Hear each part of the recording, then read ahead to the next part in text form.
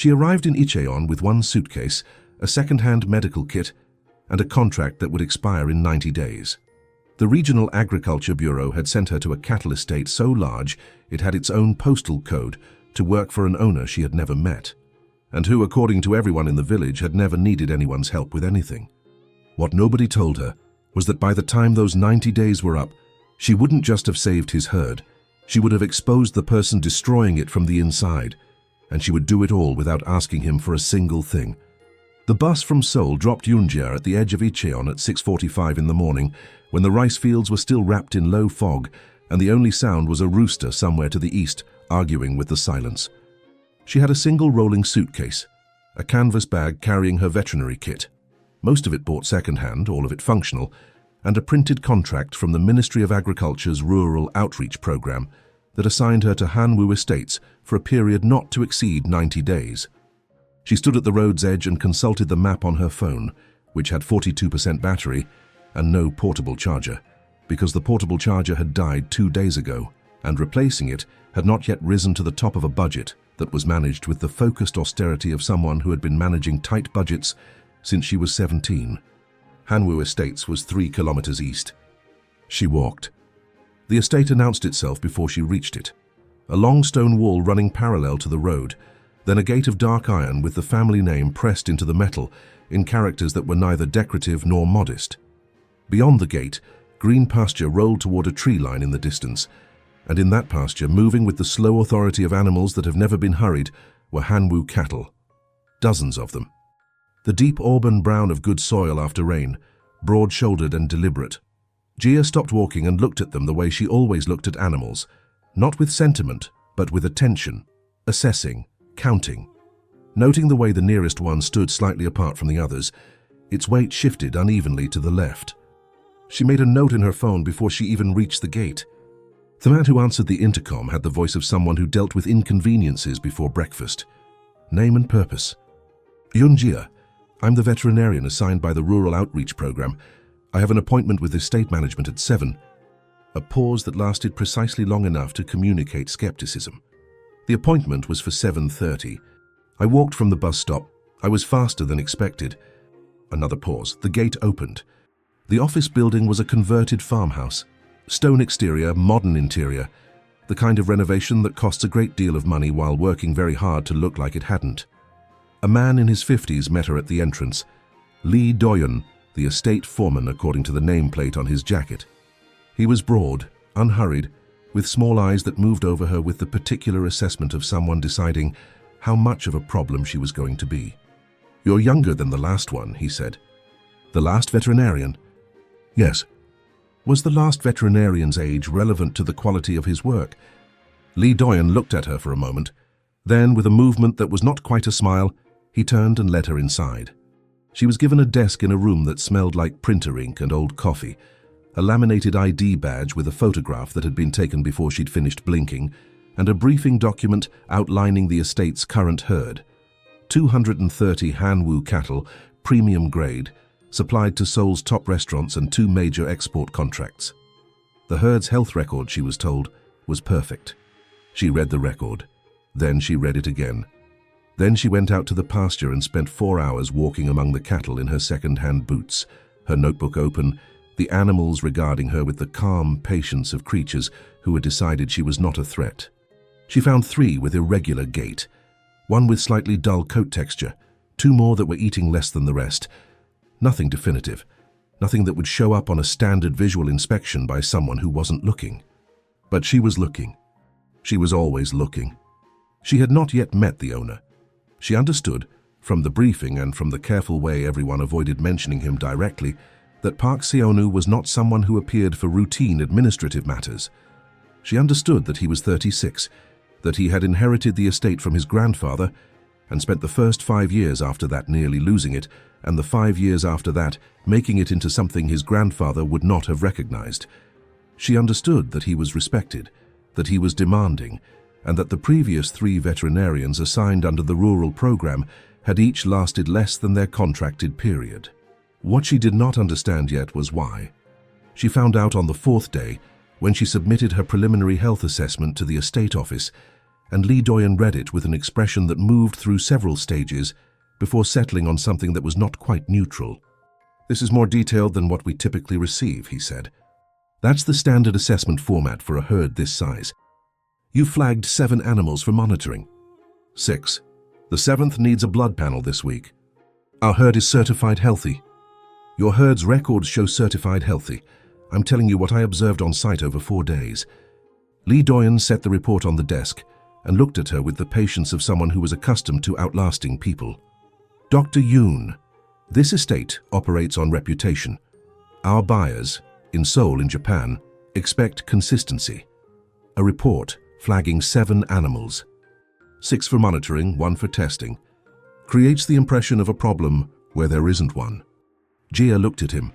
She had dealt with men like this before, not cruel exactly, but committed to a version of reality that was convenient for them. "There's a difference between creating an impression and identifying an early trend," she said. "If I'm wrong, the testing will show it and we move on. If I'm right and we wait, we're having a much more complicated conversation in 3 weeks. She picked up her bag and left. She did not see Lee Doyen reach for his phone as she walked out. She did not hear what he said into it, or to whom. She would understand it later, the way you understand the first frame of a film only after you've seen how it ends. She met Park Seonu on a Tuesday, during an outbreak that wasn't an outbreak yet. She had gone to the eastern pasture at 5 in the morning because she couldn't sleep, which was not unusual for her. She had spent most of her adult life substituting early mornings for the kind of rest that required her to believe things would be fine. She was crouched beside one of the flagged cattle, running her hands along its flank with the focused gentleness that was the most consistent thing about her, when she heard boots on the ground behind her and looked up. He was taller than she expected. He was in work clothes, dark trousers, a plain jacket, boots that were worn without apology, and he was looking at her with the particular expression of someone who had come out to a pasture at 5 in the morning expecting to be alone and had found instead a person crouching in the grass with a stethoscope. "You're the veterinarian," he said, "not a question." "You're earlier than I expected the owner to be," she said, also not a question. He looked at the animal she was examining. "What are you finding?"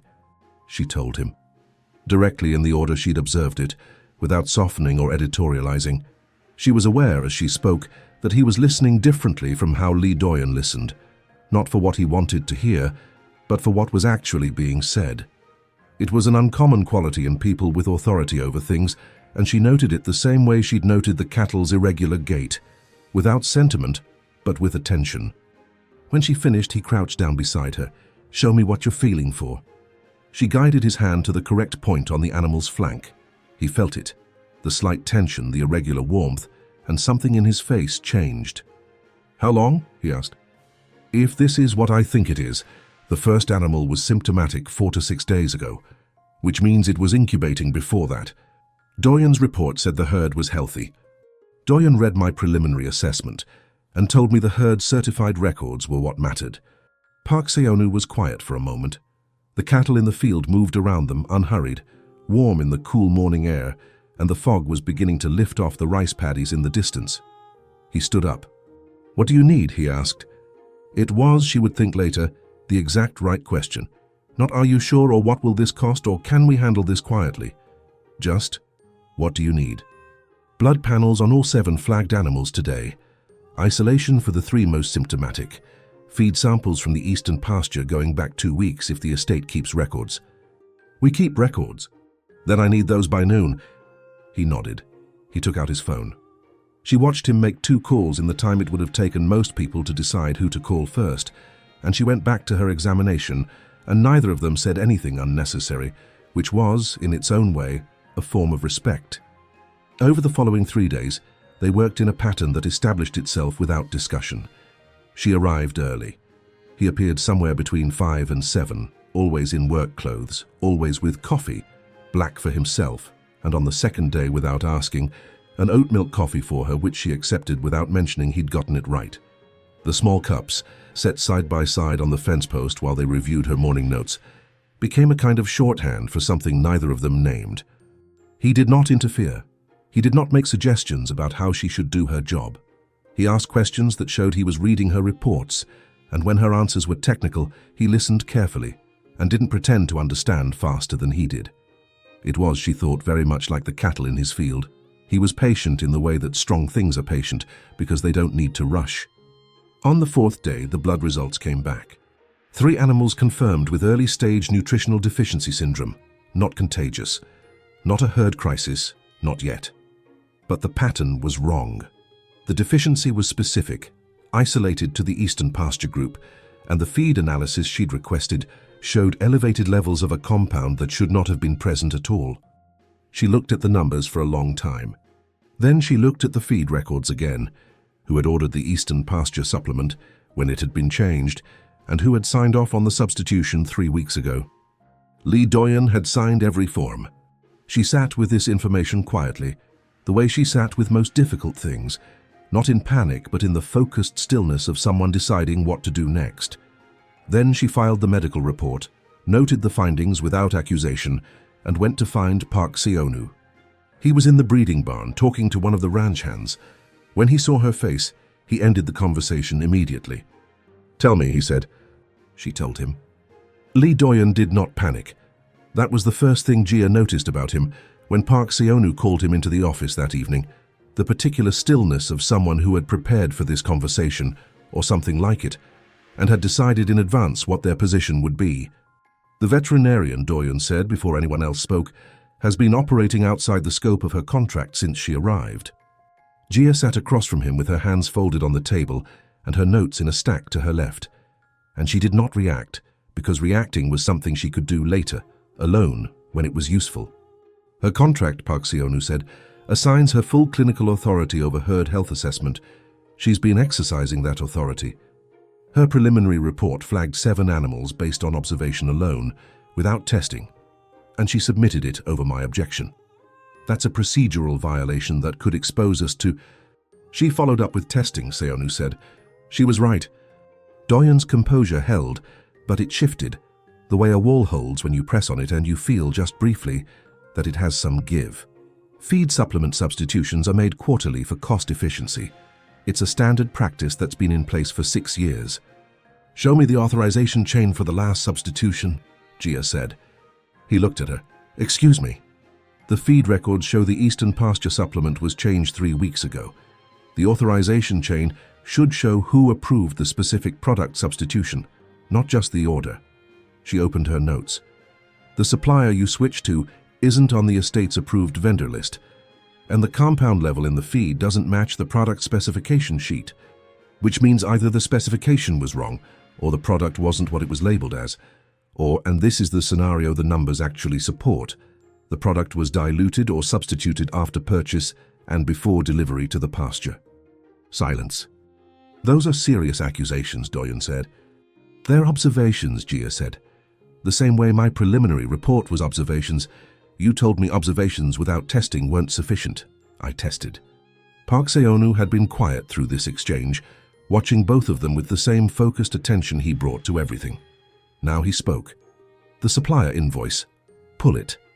Doyen pulled it. Jia had already seen it. She had requested a copy 3 days ago through the administrative office, quietly, without announcing why. The invoice listed a standard supplement product. The product specification sheet Jia had retrieved from the manufacturer's website listed a compound concentration 30% lower than what the feed analysis showed. Someone had added something to the supplement after the product left the manufacturer. The only person with unsupervised access to the feed storage between delivery and distribution was the foreman. She did not say this. She let Park Seonu read the numbers and arrive at his own understanding, which he did in approximately 45 seconds, after which the quality of the silence in the room changed entirely. "Why?" Seonu said. His voice was completely level. That was somehow worse than anger would have been. Doyen was quiet for a long moment. When he spoke, what came out was not a defense, but something almost like an explanation, which Jia thought was the version of honesty that people arrive at when they realize the other kind is no longer available. "The export contract with Yamamoto Imports. They've been underpaying against market rate for 2 years. I brought it to you twice. You said renegotiate. I renegotiated. They didn't move. So I found a way to reduce our input costs on the eastern supply chain. You contaminated the feed. I substituted a lower grade supplement. and adjusted the compound ratio myself. It wasn't contamination. 6 of my animals are symptomatic, and 3 are confirmed deficient, Seonu said. My herd's health record, which is the foundation of every premium contract I hold, is compromised. He stopped. You found a way to reduce costs that could have cost me everything. Doryun said nothing. And when the veterinarian started finding it, Seonu continued, slower now, you tried to discredit her report. A longer silence. She's a temporary hire from a government program, Doryun said. If her report caused a contract scare over what turned out to be a minor nutritional issue, it wasn't minor, Jia said. It was early. Those are not the same thing. She said it without heat, which was worse for Doryun than heat would have been. Park Seonu stood. You're suspended pending a full operational review. Don't access the feed records or storage until that's complete. After Doryun left, the office was very quiet. The evening had come in while they weren't paying attention, and the windows showed a sky the color of old copper. Jia began organizing her notes back into their folder with the same methodical calm she'd brought to the whole afternoon. You knew before today, Seonu said. I had a hypothesis before today. I had evidence today. You could have come to me as soon as you had the hypothesis. I could have. She closed the folder. But you would have confronted him with a hypothesis and he would have had time to clean the records. I needed to give him a reason to believe I hadn't connected it yet, so he'd stay in place while I finished the work. He looked at her. How long have you been doing this? Which part? So as the part where you work 3 steps ahead while looking like you're just doing the routine job. She picked up her bag. Since I was in a position where being underestimated was the only advantage I had, she said, which has been most of my career. She paused at the door. The 3 symptomatic animals need a supplement protocol starting tomorrow. I'll have it written up tonight. She left before he could respond. He stood in the office for a long time after, looking at the folder she'd left on the desk, the complete documentation, organized and dated, the kind of thing that would hold in any review, and thought about the specific kind of courage it takes to be thorough, in a world that keeps telling you thoroughness isn't necessary. He thought about it for quite a while. The operational review took 8 days. During those 8 days, Jia treated her patients, wrote her protocols, and continued arriving at the eastern pasture at 5 in the morning. The coffee continued appearing on the fence post. Neither of them mentioned what had happened in the office. Neither of them mentioned what was clearly happening between them, which was something that had no category in either of their professional vocabularies, and so they both proceeded carefully around it, like people navigating a room in the dark, who are aware there is something valuable in there and do not want to break it. On the 5th day, the Yamamoto import representative called the estate. Jia was not in the office for this call. She heard about it afterward, from the administrative assistant who had overheard it, and whose expression, when she relayed the information, was the expression of someone delivering news they are not sure is good or bad. He said they received an anonymous tip that your herd had a health incident, she told Jia. He's requesting a formal statement before they renew the contract next month. Jia was quiet. Who would have known to contact them?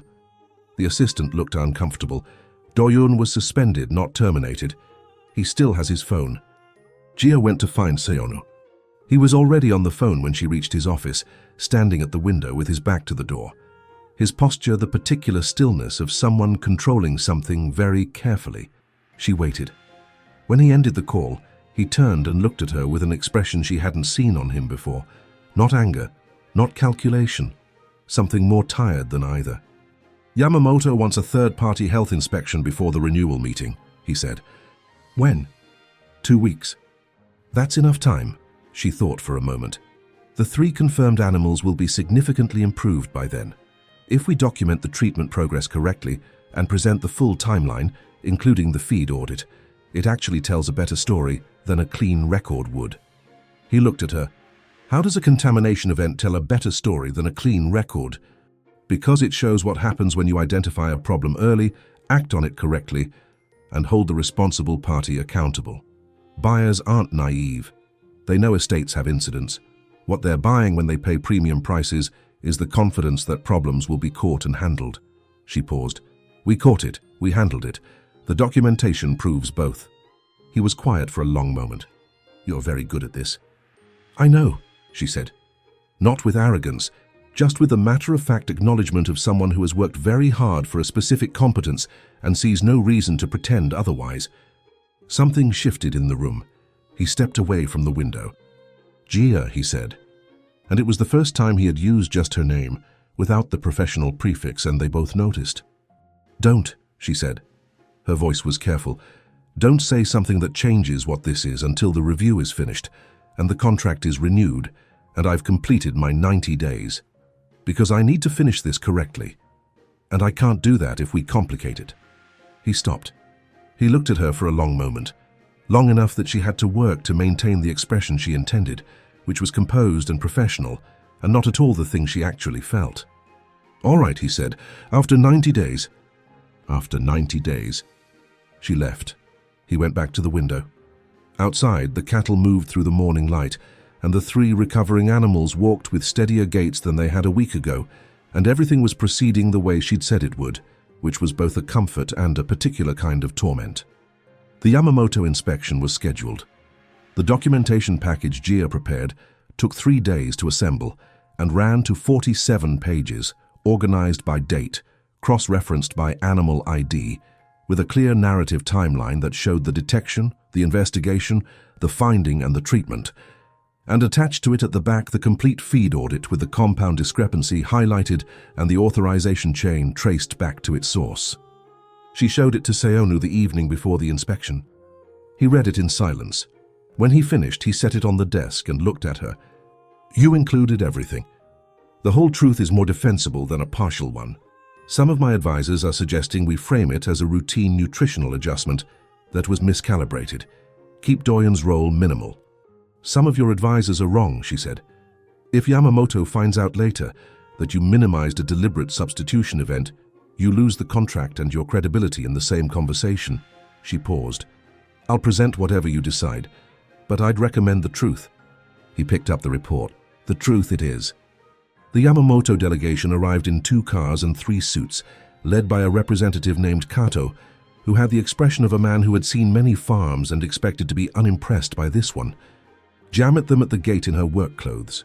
She had not dressed up, because dressing up would have suggested she was performing something, and what she was about to do was not a performance, and walked them through the pasture, the medical records, and the treatment timeline with the same directness she brought to everything.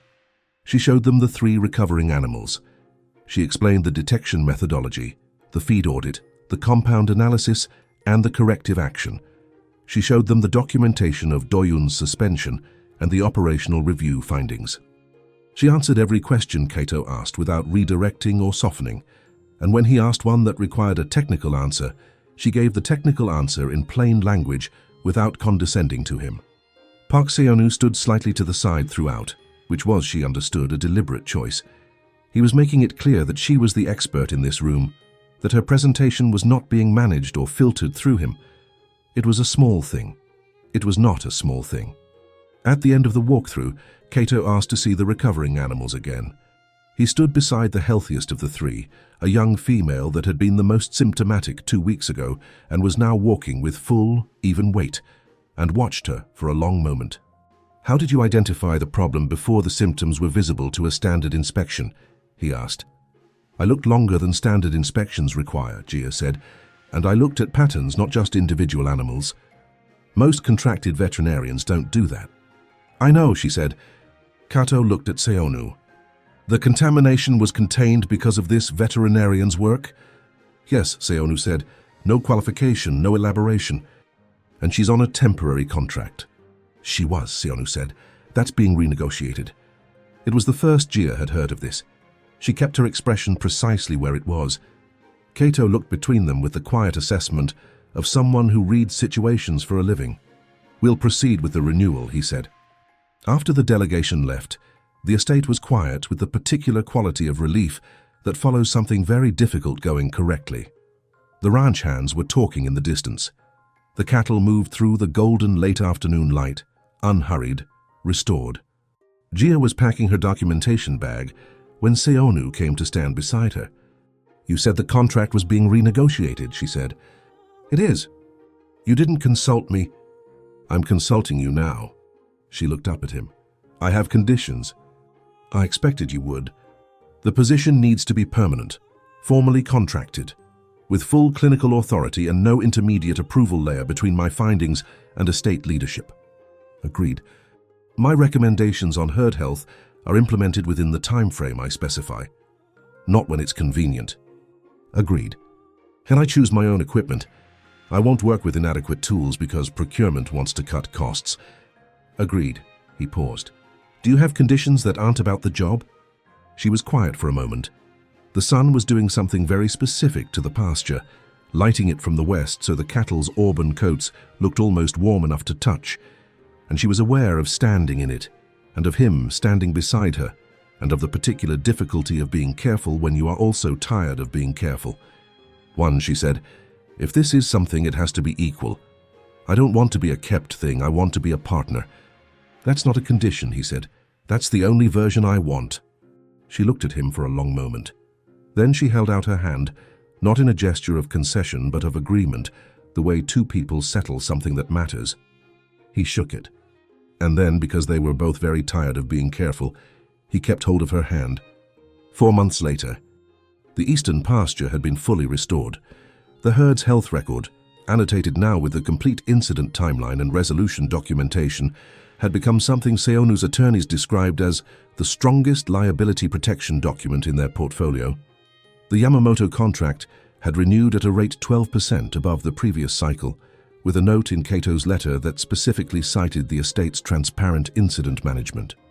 Lee Doyen's suspension had become a termination. The operational review had found 3 other areas where costs had been cut by methods that fell somewhere between aggressive and dishonest, and the estate had spent 2 months quietly correcting them. Seonu had told Jia about this over dinner, not at a restaurant where anyone would see and report and speculate, but at the small table in the estate farmhouse kitchen with the kind of plainness that suits people who have stopped needing to perform anything for each other. She had a permanent contract now. She had chosen her own equipment, which had required 3 conversations with procurement and 1 conversation with Seonu, in which she had been very direct, and he had backed her without hesitation, which was still 4 months in, something she registered with a quiet gratitude she did not always know how to express. She was in the pasture at 5 in the morning on a Wednesday, when she heard the gate and turned, and Seonu was there with 2 paper cups, walking across the damp grass in the early light the way he walked everywhere. Without urgency, without performance, just present. He handed her the coffee. She took it. They stood beside the fence in the cool morning air, looking at the herd. The 3 recovered animals were indistinguishable now from the rest. Same broad shoulders, same deliberate movement, same deep auburn coats catching the first light.